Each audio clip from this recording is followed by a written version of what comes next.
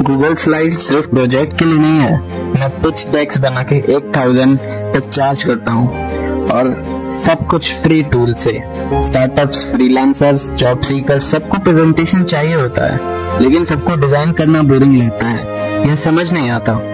आप बना सकते हो startup pitch decks, business proposals, portfolio presentations, course slides, resume style slides for creative jobs, और ऑफर करो ये सर्विस फाइवर, इंस्टा, लिंक्डइन या कॉलेज ग्रुप में।